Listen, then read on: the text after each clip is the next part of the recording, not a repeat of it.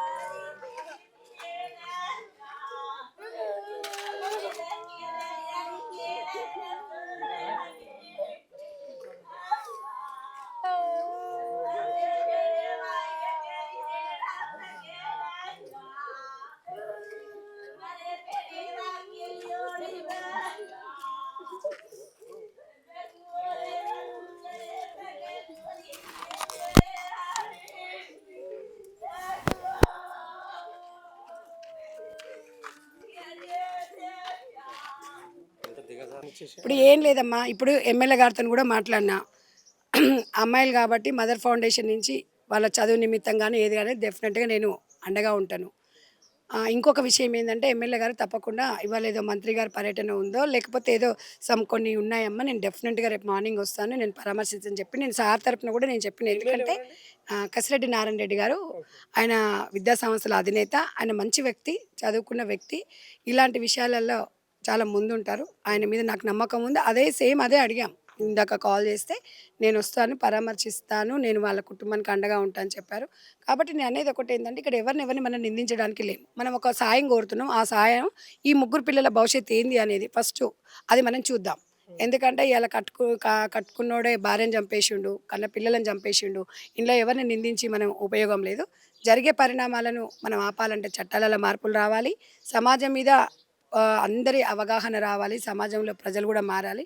ఇట్లాంటివైనప్పుడు ప్రజలు మనము కొంచెం కాన్సన్ట్రేషన్ చూడాల్సిన అవసరం ఉంది.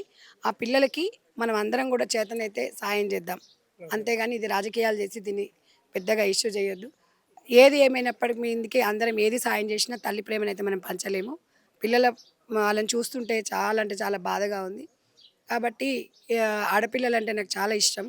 పిల్లలు రేపు పెరిగి పెద్దగా అయ్యి మంచిగా చదువుకుంటే రేపు 10 మందికి వాళ్ళు హెల్ప్ చేయగలుగుతారు. కాబట్టి డెఫినెట్‌గా నా అవసరం ఏది ఉన్నా ఫస్ట్ అక్కడ ఆ పాప పరిస్థితి ఎట్లుందో చూసిన తర్వాత ఇది కొంచెం పరామర్శిస్తారా పాపను ఆ! ఉస్మానియా వెళ్తాను. చూసిన తర్వాత మళ్ళీ కూడా నేను ఒకసారి విలేజ్‌కి వచ్చి పిల్లలను కూర్చోబెట్టి మాట్లాడి అసలు ఆ పెద్ద పాప ఎందుకు చదువు ఆపేసింది? సరే ఆ అమ్మాయి భవిష్యత్తు బాగుండాలంటే ఏదైనా శిక్షణ ఇప్పిద్దామా? తర్వాత ఈ పాప మదర్ ఫౌండేషన్ చాలా అద్భుతంగా రన్ చేస్తా ఉన్నారు. చాలా మంది వితంతువులకు వితంతువులు కాని వాళ్ళకు కూడా ఉపాధిని కల్పిస్తారు. ఈ పిల్లలకి ఏమైనా భరోసా ఇస్తారా? అదే చెప్తున్నా నాన్న, పెద్ద పాప చదువు బంద్ చేసింది కదా! ఆమెకి ఏదైనా శిక్షణ ఇచ్చి ఆమె భవిష్యత్తు బాగుండాలంటే ఆమె భవిష్యత్తుకు మేము ఆమెకు భరోసా ఇస్తున్నాము. ఈ పాప కస్తూరిబా హాస్టల్‌లో చదువుతుంది కాబట్టి ఇంకా ఆమెకు పెన్ను, పెన్సిల్ ఇట్లాంటివి ఏమైనా కావాలా ఖర్చుల నిమిత్తమో నేను ఒక అమ్మగా నేను చెప్పిన, మీ అమ్మ ప్రేమను నేను ఎంత అందించినా కూడా ఆళ్ళ అమ్మ ప్రేమను మనం ఎవ్వరు అందించలేమని ఈ ప్రపంచంలో. కాబట్టి ఒక భరోసా కల్పిస్తా. నాకు అవసరం ఉన్నప్పుడు కాల్ చేయమని చెప్తున్నా. నెంబర్ ఇస్తా అని చెప్పిన. ఎనీ టైము నేను కొంచెం బిజీగా ఉన్నా కూడా నన్ను గుర్తు చేస్తూ ఉండాలి. ఎందుకంటే రాష్ట్రంలో చాలా సమస్యలొస్తున్నాయి. నేను కూడా ఫౌండేషన్ చైర్పర్సన్ కూడా చాలా బాధ్యతలుంటాయి. అప్పుడప్పుడు కొంచెం మర్చిపోయినా కూడా పిల్లల్ని ఫోన్ చేసి వాళ్ళ అమ్మకి ఎట్లయితే ఫోన్ చేసి మాట్లాడతారో అట్లా ఒక భరోసా నేను వస్తా అని చెప్తే ఏదైనా అవసరం ఉంటే వాళ్ళు కోట్లు అడుగుతలేరు, వజ్రాలు, వైఢూర్యాలు అడుగుతలేరు. మినిమమ్ అవసరాలు అడుగుతున్నారు. మినిమమ్ అవసరాలు తీర్చేంత స్థాయిలో నేను ఉన్నాను. ఒక మానవత్వంతోని నా బాధ్యతగా నేను నాకున్నంతలో నేనైతే సాయం చేస్తా తమ్ముడు. తప్పకుండా గవర్నమెంట్ పరంగా కూడా మనం సాయం అందేలా మీడియా కూడా మనం ముందలకి రావాలి. నాకు మన రాష్ట్ర ప్రభుత్వం మీద నమ్మకం ఉంది. ఎందుకంటే అమ్మాయిలకి చాలా రక్షణగా ఉంటుంది గవర్నమెంటు. వీళ్ళకి అండగా ఉండి చదువు నిమిత్తము అన్ని ఖర్చులు చూసుకుంటే వాళ్ళ భవిష్యత్తు వాళ్ళు చూసుకోగలుగుతారు. కాబట్టి దయచేసి అందరం కూడా ఈ సమస్యలపైన మనం పోరాడాల్సిన అవసరం ఉంది. ఈ చిన్నారులను మనమందరం ఆదుకుందాము. అందరి బాధ్యతగా మనం అనుకుందాం. సో ఏదైనప్పటికీ ఈ ఈ మద్యపాన నిషేధం అనేది అంత దుర్భరమైన జీవితం ఇంకొకటి ఉండదు. ఆ మద్యం మత్తులుండి ఇలా భార్యను చంపిండు, చిన్న బాబుని చంపిండు. అసలు ఆ చిన్న బాబుని చూస్తే ఎంత ముద్దనిపిస్తున్నాడు. ముగ్గురు పిల్లల తర్వాత కొడుకు కావాలి, నాకు వారసుడు కావాలన్నాడు. వారసునే లేపేసిండు. ఆయన పోయి జైల్లో ఉన్నాడు. ఇలా బిడ్డ ఏం చెప్తుంది, నా తండ్రిని ఉరిదీయాలంటుంది. ఏ తల్లైనా తండ్రిని ఉరిదీయాలని అంటదా ఏ బిడ్డైనా? అంటే వాళ్ళ వాళ్ళ అంటే వాళ్ళ మానసిక పరిస్థితి ఏందో చూడండి మీరు ఈరోజు మానవత్వంతోని. అబ్బో! దుర్మార్గం, దుర్భరమైన జీవితం. ఎవరికి కూడా రాకూడదని కోరుకుంటున్నాను తమ్ముడు.